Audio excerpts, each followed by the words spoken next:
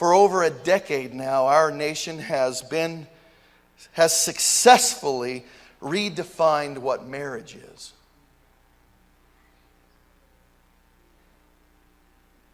And where is the church? You should pray for the church in a day like this. When the secularists have, and we have to say now, they have successfully redefined marriage, while the church watches along and in many cases participates in. It's argued in some statistics that there are more mirages, is how Doug Wilson refers to these marriages as. There are more homosexual couples in government-approved marriages in the church than outside the church. Now, you'll understand that there's a broad definition of the word church being applied here. Most all of your mainline denominations are full-blown in on this. They're the advancers, there's the advocates.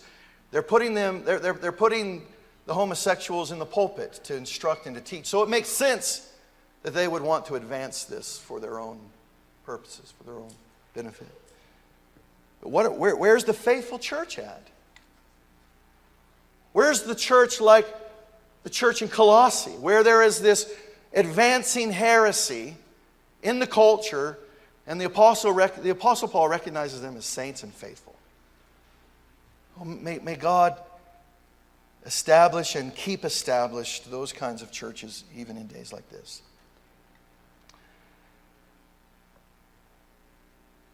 You know, 10 years ago, in places like Twin Falls, Idaho, you would never hear about events like gay pride parades and gay pride events at the public parks, endorsed by mayors, not our current mayor, by the grace of God.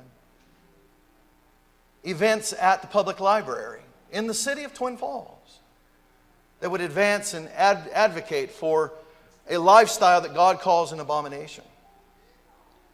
And they're being advanced in your city right now.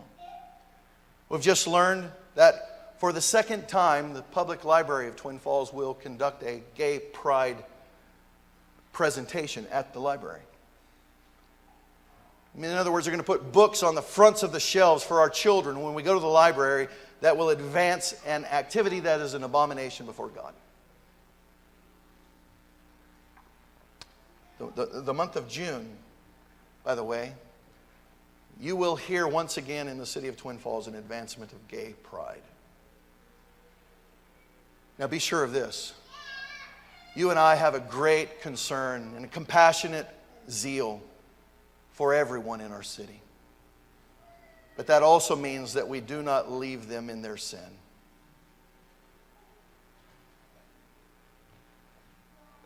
Well, your pastor's not the first to acknowledge this. But the confusing day, these things are really not that confusing anymore as far as the culture goes.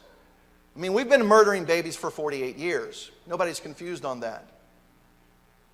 Societies are comfortable with it.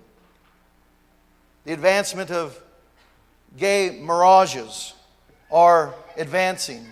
Gay pride, greater and greater in communities.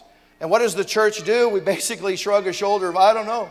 If I speak up about it, the culture tells me that I'm behaving unlovingly toward them.